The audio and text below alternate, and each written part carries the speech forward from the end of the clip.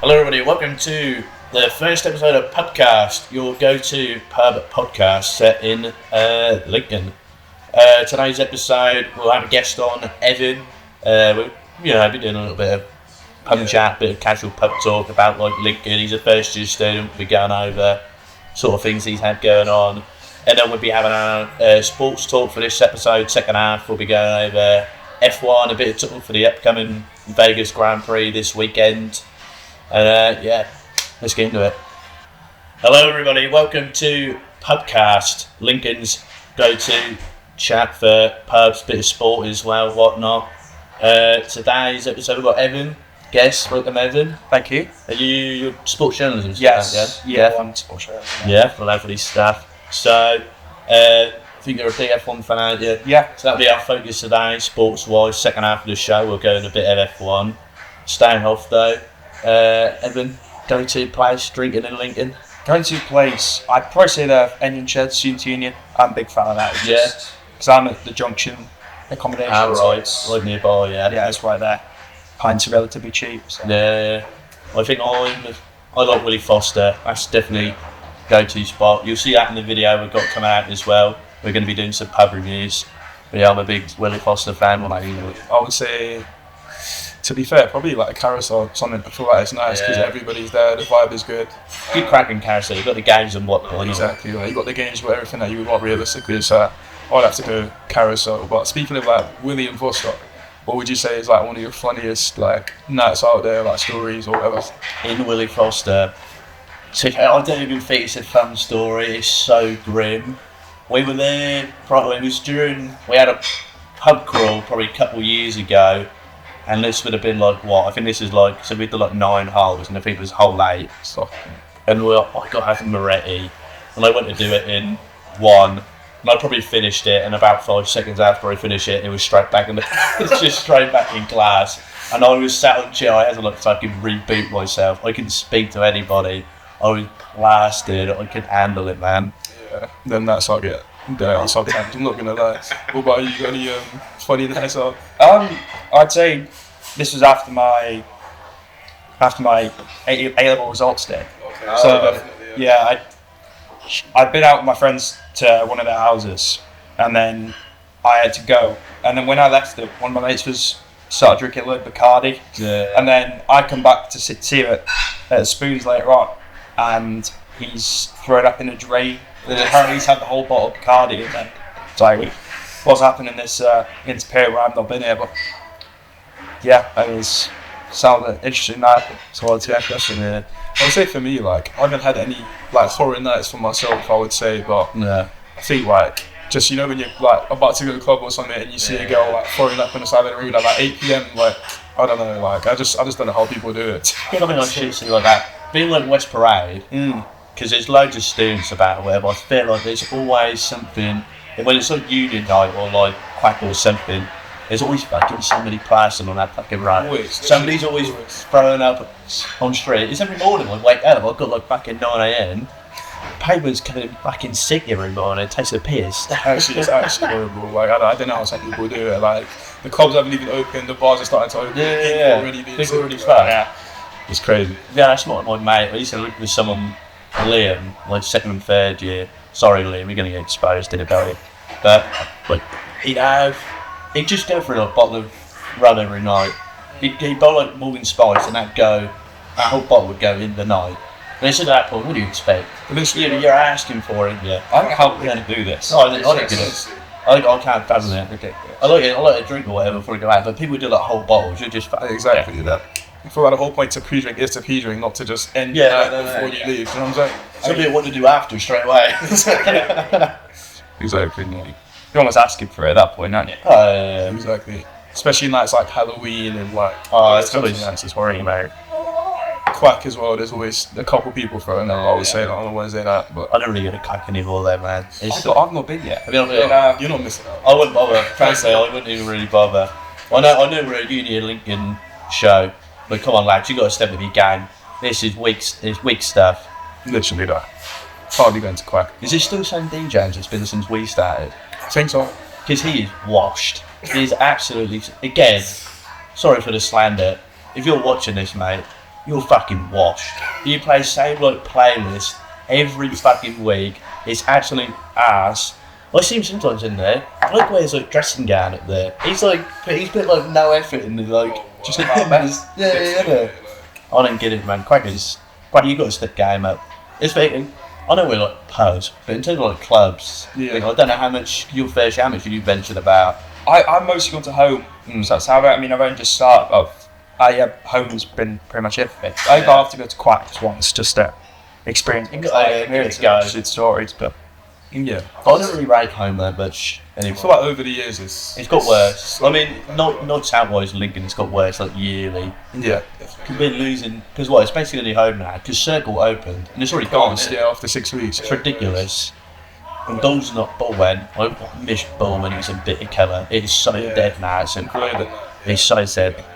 I mean, Void has some bits on, don't they? And they do like the Square One stuff. Yeah. And that's all right. Yeah, I've heard a few people go there, so It's good time, but yeah, if you're into like drum and bass and stuff, I feel like that's the place to be out Saturday night.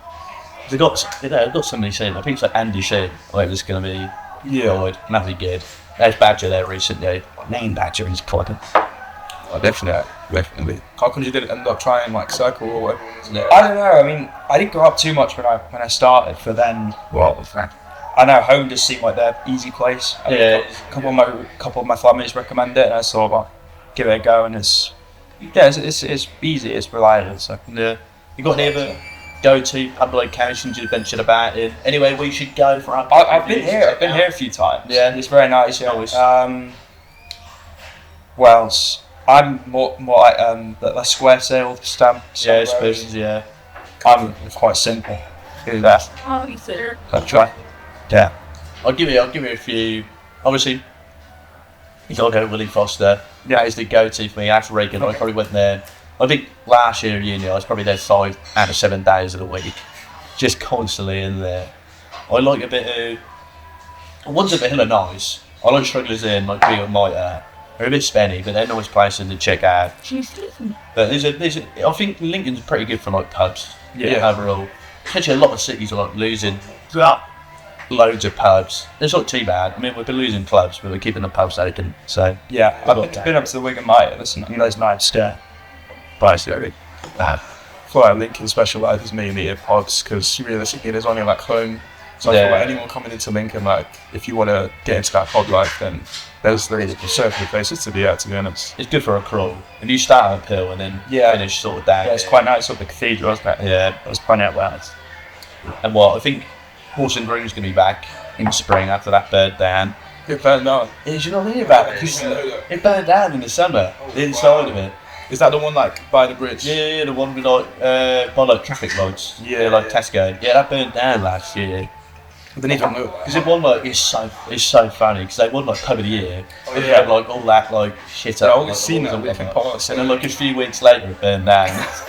I was going to go in there. I didn't end up doing, but when on my open days, I was going to go in. And I didn't realize it. It was nice. It was a nice place. Yeah. Hopefully, when it opens again, I think it's spring next year. They say should be nice because it was good back in the day. Nice little beer garden out there as well. That was nice for summer. So. We're praying for you. We're praying for your Horse and Groom. Get your bags. So obviously, like being on the podcast, we just speak about the social hand pubs and stuff. So obviously, the difference between a pub and a bar. For you personally, like, what do you prefer to be at? Like, do you like the homey vibe, or do you like the more going out type of vibe? I prefer pubs, 100%. I think it's just better social. Yeah, I'd agree. I prefer a pint than just like a mixer. So yeah. I thought pubs are a place to be for me, but I prefer a pub. I do like it can sort of depend. I think I've been going like casual drinks is definitely bad. If we're going out, don't mind. Like somewhere like that straight and narrows, like a lettuce, they're nice for like pre-drinking a bit more if you're gonna go out. But I mean like I'm definitely more pub man, especially getting like the sport on and whatnot as well. Yeah, I feel like that's like one of my top things about going to a pub, like when there's like World Cup on or the Euros and just the vibe of everybody just drinking and everyone's, having a good time. Like, I feel like it's unbelievable. Respect. Oh, it's interesting. I'm going to talk about the F1 later, obviously. That isn't really a pub sport. is it? I would say so. No, Can you, I mean, I've never, even though it's grown a lot in recent years, Yeah. they still don't really play it in pubs. no, I sort of wonder why that is. Do you think it's like too sort of commentary reliant?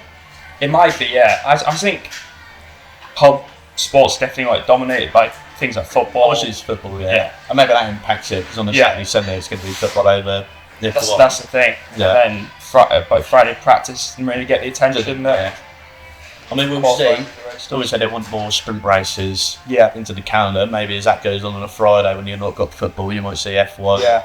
find its place back in pub culture a bit more. But right now, what you get like your football, Really intense. rugby, horse racing. I love a bit of me horse racing.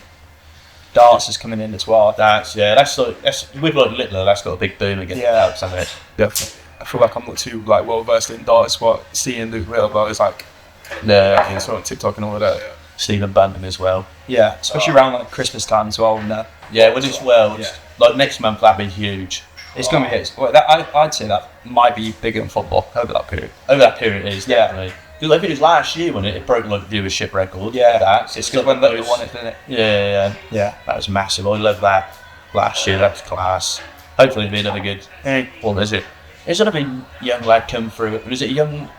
Forgive it. Where is it? They beat Liver in like a youth one of the youth tournaments or something. And he's spoken about. But Yeah, I think So- I think that's a good like social. yeah, it's definitely. Yeah. It's good as well. You play it as well in pub while you're watching. Yeah, yeah. Even though you're not playing at the same level. Yeah, not even. You can aspire. You can aspire to be. We can have a look. I can look on telly and see him get, a couple 20s, and I'll try. See if I can get in there, but probably not. I think I'm actually a horror at darts. I'm not great. It's all about consistency, though, and that's the thing. Definitely.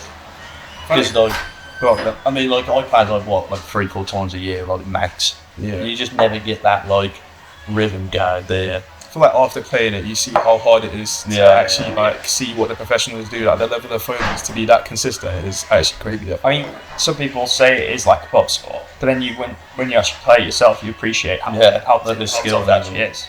Exactly. Even like some people just playing like pool, like just seeing like The the levels like it goes. Because It's yeah, crazy. I'm like absolutely. I'm alright. There's like some days where I'm on it, I'm Yeah, it's the same, yeah. but like half the time it's just not working out. It's true. There's Then some you watch issues it on like TV and it's yeah. There's even some people in pub who just fucking like 8-ball you. I don't get how they do it. It's crazy. You must just be in there constantly compared to just playing ball. So obviously we're going to speak about F1 coming Yeah. up. For you personally, like how did you get into it? Are you quite big on it or? I ended up. It was kind of random actually. So, you might remember the Italian Grand Prix 2021. Yeah. I turned it on. I'd just come back from playing football on a Sunday afternoon, and I turned it on. Max and Lewis had already crashed, and I thought, well, this looks interesting. So I just kept watching it, and then obviously, That was Danny Rick's yeah. McLaren winning. He was struggling. Well, we know that season turned out. Yeah. Well, that An was interesting one to get into. I think that was when I got into F1 that season. Because I think before that, I think I was into it when I was a kid more, when it was more competitive, especially when it was like that sort of Button, Vettel, and Alonso era. And then when it got too like Merc dominant, I sort of fell out of level a bit when it was just like Hamilton pretty much every year, other than that Rosberg year. But then that title fight, that whole season, that like proper ball back into the sport again. I've been like a diehard ever since for F1 again. Yeah, I mean, I just never even been interested. I'd never even been anywhere near watching it, but I thought like you said, same as you got in, fell in love with watching it. Yeah. That season, 'cause it's just So it's that drama race type fight. I mean, we've got another good one this year. Yeah. It's been an interesting fight this year. 3-way. It's been less of like that because that was a real sort of like a proper clash. I mean, they were trying to kill each other most weeks. Lewis and Max were trying to like actually like put each other out of the car. I mean, it's been more this year. You've had a lot of swings in form. That first half of the year, Piastri was really sort of in control, falling to Westland big time. Max coming with it. You thought he might have a challenge, but I think it's too big now. Yeah. I think Lando's in that. As good as Right. City and Chocolate. So yeah, I think What is it that like excites you guys the most? Because me, I'm not too big into it. But is it like the competitive side? Is it like betting? Is it like what do you guys think is like draws you to F1? Bob, I like the side. I think it's the stories a lot of the time. There's always one thing in a race that's going on. Even it's not because I think a lot of people look at like a race. If it's just like somebody's like out clear one, they've got sport and whatever. But there's more to it than that. You've got like, for example, this year, I think that you've got like Hadjar getting a podium as a rookie. You've got Hulkenberg getting his podium after. God knows how long he had like the record. How's that for? Oh, more. How was that? A weekend to see it. But then even like in recent races, I think Mexico wasn't too entertaining really, but you had only Behrman having a great race. It's just things like that. I think you've got to sort of like pick out the stories of people doing well, people catching form. You've got to look over them things, even if it's not the challenge for first in the race. You've got to look at the exciting aspects of it. It can be difficult though, because I think the main draw is the competitiveness at the front. Yeah, he can be a bit, I know, short-sighted to car. I think for people trying to get into F1, maybe that's the trickiness of it. I think that's why 2021 was such a good time for people to get into it. I think this year as well. I mean, I think like a couple of previous years when the Sappums were obviously driving really well, Red Bull were incredibly strong. But what was it? 23 where he won every race other than Singapore and Sainz wrong. I mean, that was again. I mean, like I was back into the sport again. It was just like in that respect, it was boring because Verstappen was winning every single race and there was no title fight. But I mean, I guess there was different aspects. Yeah, for a new viewer, it really attracts. Yeah, I would say. Yeah. Hopefully, again this year you get more of a boom of new fans counting with the sort of title fight. And then you got the new regulations next year. Shake up Audi coming into the sport as well. That would be fun. And is it next year when it's Cadillac coming in? Do they come in next year? Or are they? I think it is. Yeah. The 11 teams for the first time. It's for a long time actually. Yeah, plenty of reasons to watch it. Checo and Bottas back at Cadillac. We'll see how they do. Hopefully as well. I'm thinking. I mean, I said it last time when these regs come around. It should be closer racing. It should be more competitive. The cars are going to be ever so smaller, which will help because the cars are way too big now for racing. So, but that should be able to help. It's on the street tracks when you see it most. I think it's like they've said like Monaco. I mean, Monaco is just there for the sake of it at this point, isn't it? Qualifying's fun of Monaco, but in terms of the actual race, I mean, it's pointless, isn't it? You might as well just award points for and qualify at this point. I'd say like if you don't make a pass at the start, then you're not in trouble. But I mean, it's like that on other street set. Singapore as well. There's not a lot of action on the Sunday, is there? I mean, it's just too tight. So hopefully the smaller cars, dirty air apparently isn't going to be as big of an issue as well. That's been a bit of a struggle this year because I think there's been a lot of races where first, whether it's Piastri or Norris and that McLaren, who have just got into clean air, but now there was such a gap. So hopefully, because the dirty has been a big thing for like tyre dig and things this year, so hopefully that won't be too much for this year. We'll get more competitive racing, especially at the front again. But as we're going into F1, I think we'll go into just me and Evan and talk about the upcoming weekend. So, welcome back to PubCast. We're going to be moving on to previewing and talking about the Vegas Grand Prix. That'll be this weekend. Going over last year's race a little bit. George Russell won. He did, It was the Mercedes 1-2. Looking at Lewis Hamilton in particular, he struggled to perform a bit this year at Ferrari. No podiums, which is a big thing for him. God knows how many seasons. Actually, I don't think they ever would have. This first in his career easily, where if he can't get a podium, that'd be the first time in his career. So we'll see if he can get one. He did well last year, starting at P10 to get to P2. That's really strong performance. So we'll see. I worry for Ferrari. Last year they had good pace quality. I think they started. They were near the front, I think. I think Sainz and Leclerc were up there. I mean, they finished 3-4. But I mean, it was a big thing last year for everybody with the tyre deck, with the cold temperatures. I think that's going to be the same this year. There's been a lot of wet weather. It's looking cold again. So I mean, Ferrari's had a massive issue this year with capacity. Yeah. And places like Canada, they've really struggled. So I don't think it'll be a great weekend. Even if Lewis has found a bit of a home here, it seemed last year with form, it might not go brilliantly. I mean, but yeah, both drivers, Leclerc as well, has consistently been quite strong. Yeah. I guess. I mean, I think is he second in the first one, I think. Yeah, and then I was took Perez last one. Yeah, and then I think it was P4 last year, wasn't it? Yeah. P3 or 4, him and Sainz were about there. So, we'll see. I mean, there's a lot going on at Ferrari right now. Yeah. I mean, we saw, who it was, the chairman, chairman. It was Elkan. Yeah, sort of pushing blame onto Lewis and Charles, and they shouldn't be complaining so much. I mean, it's such a mess constantly at Ferrari. It feels like they just can't ever get it together anymore.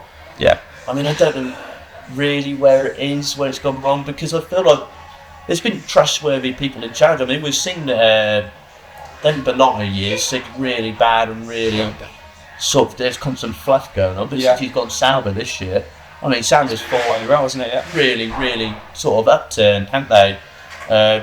Bortoletto's come into really well as a rookie. Hulkenberg's strong performances, obviously. Hogan and Silverstone. Oh. And then you got Fred in. I really like Fred. I think he's a great. He's great team principal, but even still, there's constant noise and issues around that team. I think it just feels like, especially going into the new regs, it's a massive opportunity again for Ferrari to figure things out. I don't know if it's a structural issue they really need to sort out or what it is. I mean, I can't imagine it's the drivers. Come on. I mean, Charles is. I mean, we saw at the start of these regs when it was him and Verstappen. I mean, I think personally, Charles races Verstappen best. I think he knows sort of how to push the lines with him. He didn't really engage too much in that 22 season where they were competitive in that first half at least. There wasn't crashes like we saw with Norris and him in the past 2 years, and Hamilton when that battle was going on. I just think you've got to give Charles the car. And you've got to give Lewis the car as well. I mean, they're both incredibly talented drivers. This is your chance again. Another good chance for him. Last year, this is where Max record title up with the P5 finish, or until it was finished ahead of Norris. I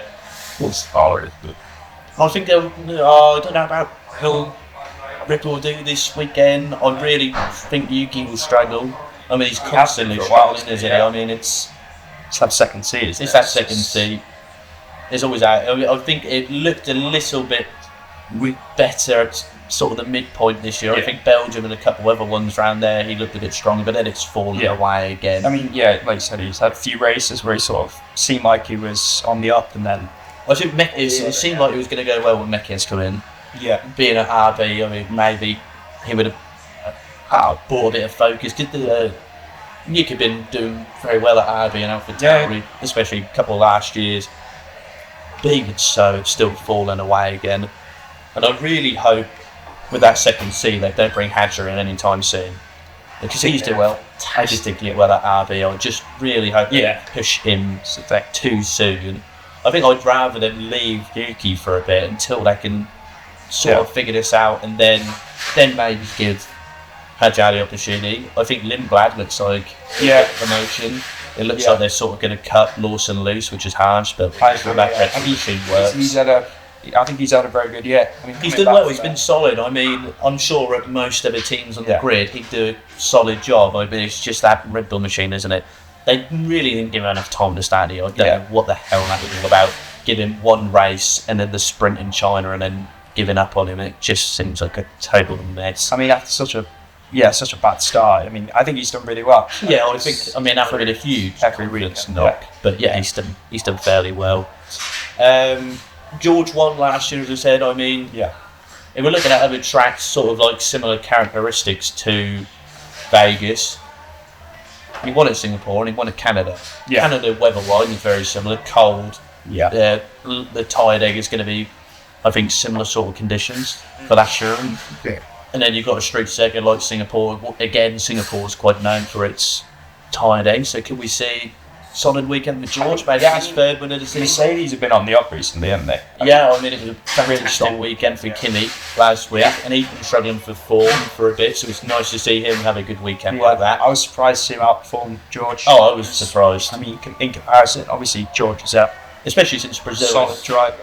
Brazil's a pretty good happy hunting ground for George. I mean, he got his first win there with Mercedes. And a sprint as well. That's a big weekend, yeah. So, I mean, hopefully Kimi can figure things out a bit more. I mean, he's so young, he's such a raw talent. Yeah. But there's so much talent there. Yeah. You can see it. I mean, some of them early weekends, that Miami weekend was particularly strong from him, and there's so much promise. So, hopefully he can sort of snowball a bit of that form into this weekend. If that Mercedes car does look strong, we'll see how it goes. Hopefully fairly well for his sake. And somebody from Kings Lynn, like George, I'm always hoping for him. I'm always a big fan. I'm always hoping he can do well. So good George weekend. I think he's got a good chance. He'll need to bounce back, because I think he made a very, don't get me wrong, he had a solid weekend last week. P5 for you. But to have such a gap to Kimi's the really and he's work on him last week. So outperforming him all years. Yeah, and he needs to bounce back. Yeah, I think and then I think for me personally, I really only see Orlando win this weekend. I mean, the form he's showing, I think his mentality, I think we've seen a real mentality change this sort of second half of the year. There's been a lot of talk about in quali as well. He's turned his Delta off, which seems to have helped him a lot. Brazil last week, I mean, the pace was unbelievable. I mean, Oscar didn't match him all weekend. No, nowhere near. It was nowhere near. It's the same. It's been the same in Mexico, same in Austin. He's really, and I mean, it was last year as well. I mean, people have noted it. Oscar wasn't as good in the back end. Yeah, these tracks he struggled. It looks like that's the same again. Is that just these tracks? Is it because of he spoke about the Monza incident this week and how that mentality wise that affected him? I mean, I wonder if perhaps, I mean, Lando's been through this before. Yeah. He was in the title fight with Max last year. Yeah. Is Oscar in his first experience of such a title fight? And maybe is he? And he's only in his third year. Under pressure, maybe. I don't know. I mean, people who spoke all year, sort of, especially the first half of the year, it was all about this sort of mentality from Oscar where he doesn't get too much on the radio, and I think people look at that as a positive. I almost wonder now, is it a negative? Yeah. When you look at people like serial winners, people like Vettel, Lewis, and Max, they don't mince their words on the radio. They've always given strong feedback about the car. They're always, tell you what you think. Exactly. I think maybe Oscar's. I mean, it seemed good at the time when he was in such form that he was so calm. I think sometimes you need that bit of bite about it. And I don't know if Oscar's got it. Again, he's only young. It's only his third year. He said about that Monza incident. Has that sort of really got to him a little bit? But I mean, it's 24 points now between. Yeah, I mean, it was pretty much a race win, isn't it? I mean, Lando would have to have a seriously poor weekend, wouldn't it? I think 3 grand. If Lando finishes second in every race, even if Piastri wins, it wouldn't. he's one of the attempt. Which I mean, anyway, I think Lando, the form he's in, I can't see him throwing this away and out. He's in such a sharp position, isn't he? So yeah, and I mean, this would be great. I mean, I'm not the biggest Lando fan personally, but I mean, for his fans, it's been a question. Yeah. I think he's what his figure is. I mean, 25, and that's a fairly. I think so. Yeah. He's got a lot of time with him. If McLaren can continue this form into the new regs, I mean, he could go on to be a serial winner like we've seen with. I mean, it seems to be sort of forms with teams at the minute. I mean, over the last 2 decades, really. I mean, you had that 4 in a row, Red Bull, that sort of. And then you had that period where Lewis and Nico got the one in. And then you have Max again. I mean, is that what we're going to see? Maybe we're going to see a bit of dominance from McLaren. I mean, it's tricky, isn't it? Because it's a new reg, so it's hard to say. I mean, each of those sort of eras of dominance came with new regs. Yeah. And this is kind of the end of a,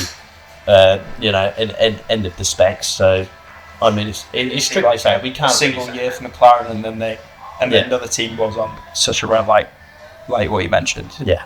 I mean, it could be any. But I mean, as a Williams fan, personally, I'm hoping with the new regs and the way things we go with James Vowles, how he's speaking. You never know, yeah. I'm hoping at least to be, have a good competitive car, because Sainz and Albon are really strong pair, and I'm hoping next year and into these regs. I mean, it's been rumoured that Mercedes got a pretty strong car in. It has been, but obviously we'll see. And we'll see as well. I mean, Alpine also going to have that Mercedes power unit. Yes. Which, I mean, with how weak that sort of... I don't trust the team.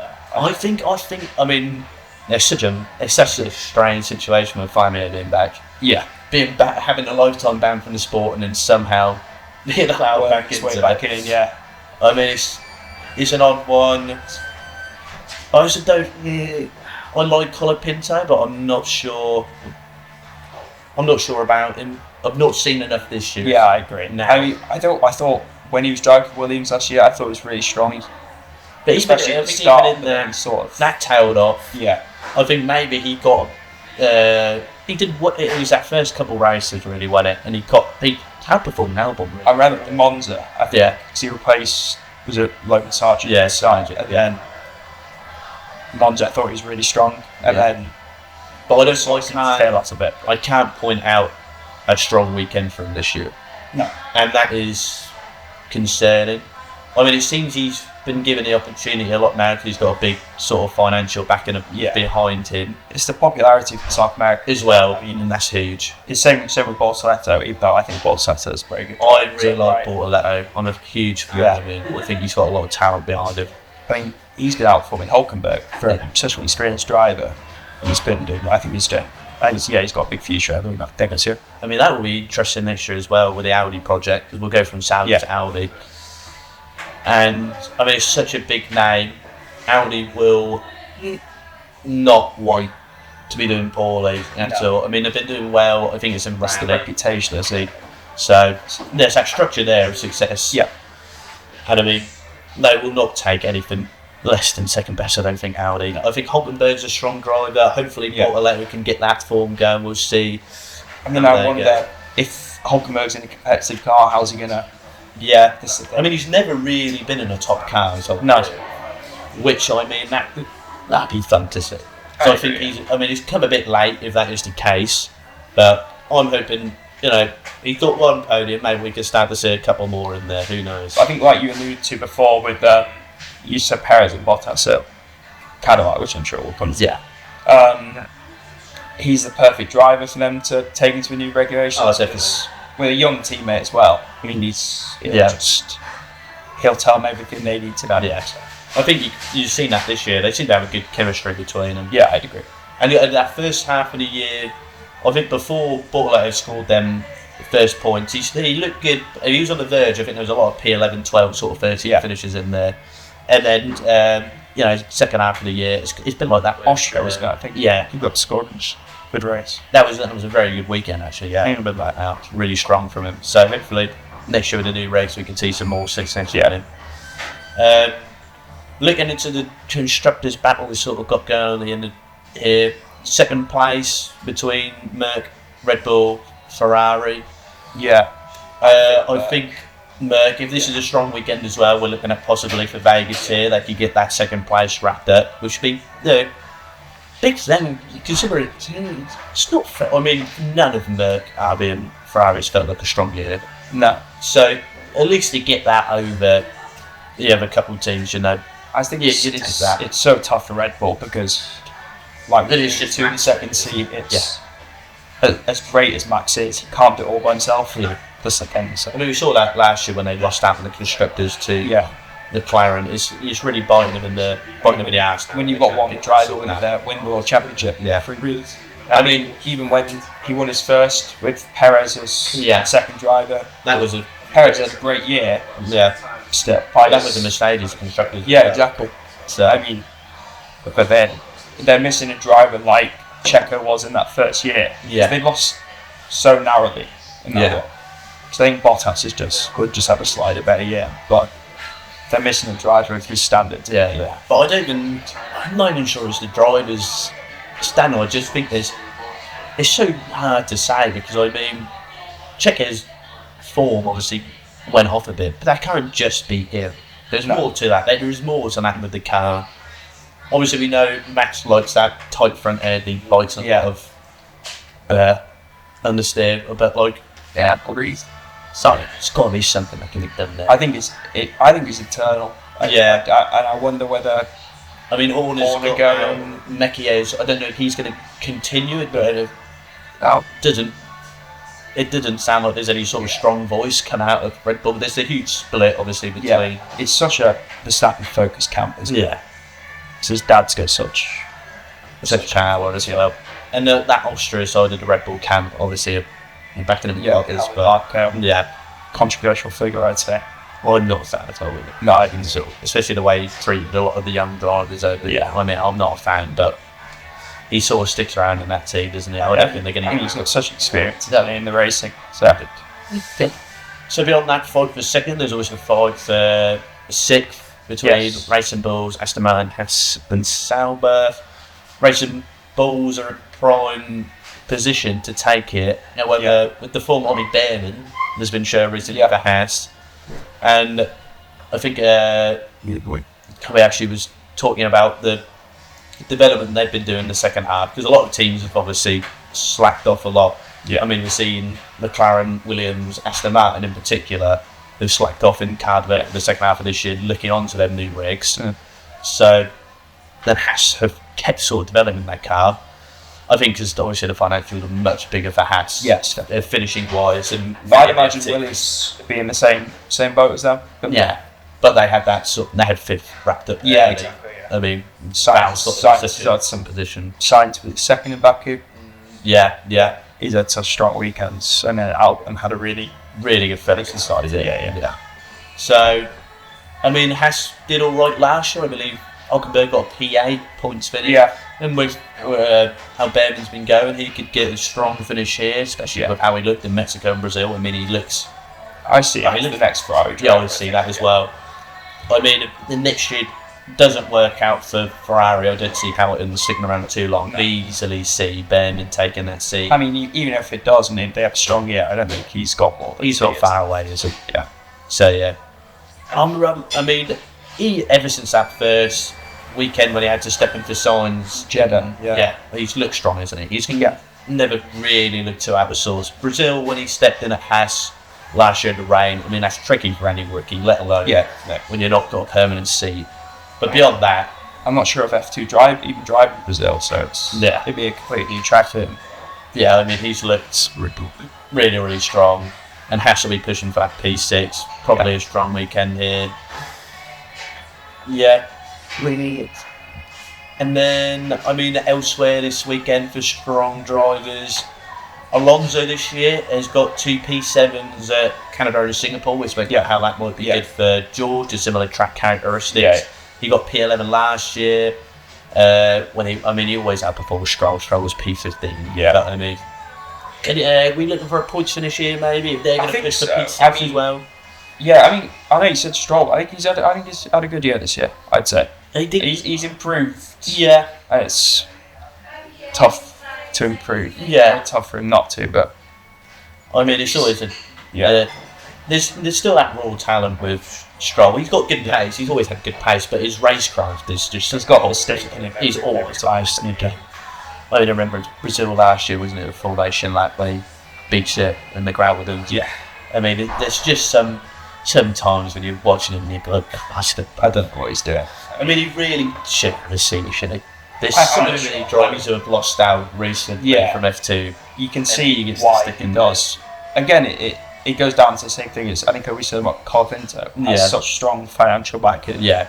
From Argentina, but I think how people have missed out in recent years. I mean, Dragovic is reserve driver at Mr. Martin, but he'll never get the opportunity. And that's so unfortunate. An F2 champion doesn't get the opportunity to drive an F1. Like there should be some sort of structure there in place where F2 champions almost have to get a seat. If you're winning that challenge, how can that happen where you don't then get the opportunity? Like he was a second-year driver, and not many second-year drivers in F2 would get the opportunity. But come on, I'll be interested to see how they'd put that in place. Yeah, I mean they've got it. Maybe I mean, we've moved that down to 11 teams. And I mean, you could almost sort of have a 12 team, even if it's sort of like a... Is it just as like a... I mean, I guess like a charity sort of team, I suppose, where you can have this seat for young drivers to get in. Top 2 in the championship. Yeah. It's not bad though, didn't it? Well, if they're not going to get the opportunity elsewhere, they should have it within F1. Because I don't think we can continue with situations like Dragovic where they win the championship. Porsche as well. Yes. And Vesti, both of them. Vesti's tricky since it. Well, yeah. Yeah. But I was really hopeful for Porsche as well. I agree. Because he was a really interesting prospect in F2, and then he's just not been given an opportunity, unfortunately. Well, I think we'll round up here with podium prediction from you. I think I'd go Norris, I'd go Piastri, and I'd go Russell third. Yeah, Song weekend. I'd go Norris P1, Russell P2, and I'm going to give Verstappen a P3. I think Ossie's going to struggle again. Yeah. Pole, I think will be Norris wins the pole. Yeah. And then banger driver, somewhere elsewhere from the grid. I think I'll give it Alonso. I think he's quite strong. Great thing. I can see Sainz having a good weekend. With Ferrari, he's had a few good weekends there in the past. So he's did well at Singapore this year as well, similar sort of track. And then a clanger, somebody you've been through, you're going to sort of put in a stinker, maybe not compare up the teammate. I think it's going to be Ocon. Ocon has really been struggling against Behrman lately, and I think that will happen again. I don't know what's going on with his form. He just seems so far behind. I'm going to say, I would be happy about this by Trey Antonelli. I think he's going to fall down. Yeah. Wow. I don't know. I mean, it's a tough track to go to. I think on that first. Yeah, I think tough for a first timer. Yeah. All the high crowd that's. Yeah, especially with the weather. Let's get up recently. That could be particularly tough. If Mercedes have a strong car as well, he'll be under a lot of pressure. Yeah, that could catch him out next to Russell. Well, I think we'll wrap it up there for this episode, guys. Thank you for watching, and we'll catch you next time.